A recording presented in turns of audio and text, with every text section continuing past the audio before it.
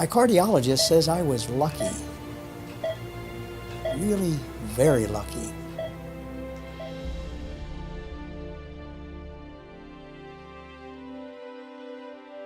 You see, years ago, I had a pretty bad heart attack. Oh yes, thankfully I survived, but it left my heart damaged, and I guess that's never going to change. But my life sure has.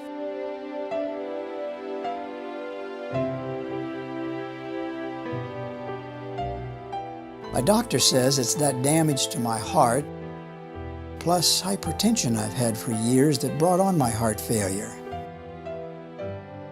Well, I've been living with heart failure for nearly 2 years now, and not always easily.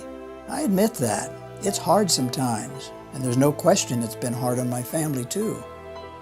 Hey, I'm not out there raking leaves anymore because I easily get tired from the exertion. Oh sure, I've had a good life, the best. My family's the best. And I'm looking forward to sharing things with them in the years ahead, like my daughter having a baby, my first grandchild. Believe me, I've been hospitalized a couple of times when my breathing's gotten really bad, and once for pain that just came out of nowhere. That gave us all a good scare. But we still share a lot of good things too. That's where the lucky part comes in. We travel pretty frequently, and I'm still fishing with my old buddies, still dancing with my wife. Slow dances, my favorite. When you're living with heart failure, you do what you can. You try to eat right, get what exercise you can, see your doctor regularly, take your medicines properly, and of course, you rely on a lot of help. A lot of help. The Centers for Disease Control estimates that in the U.S. alone, 5 million people suffer from heart failure, and another 500,000 are newly diagnosed with the disease each year. These heart failure numbers are expected to become even worse as our elderly population grows and better care results in longer survival rates for those with cardiac conditions.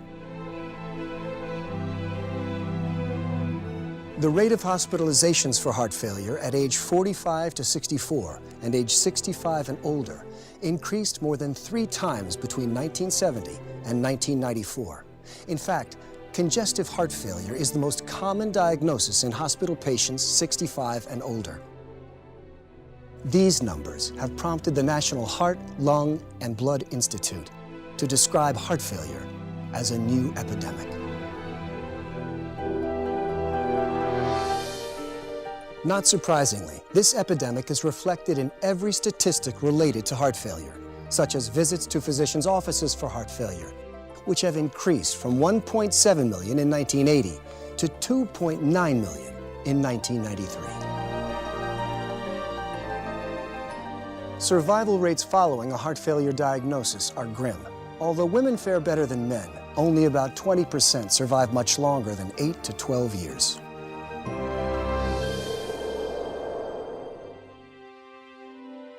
One in 5 persons with heart failure, such as the patient we've just seen, die within 1 year. And sudden death in these patients occurs at 6 to 9 times the rate of the general population. The impact of this epidemic is sadly borne out by the rise in the death rates from heart failure.